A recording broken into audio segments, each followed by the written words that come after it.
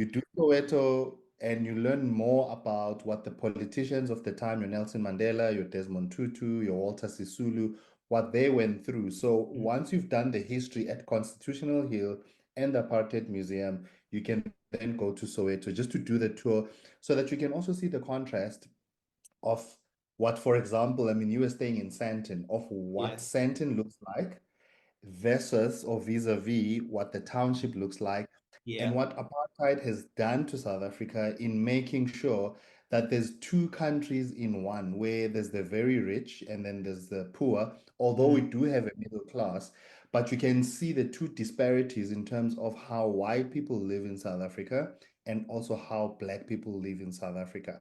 mhm, However, I must mention that we've seen a huge growth from 1994 to date, the growth of the black middle class, where us as black people are now able to afford living in the burbs, driving mhm. nice cars, having good Yeah. careers.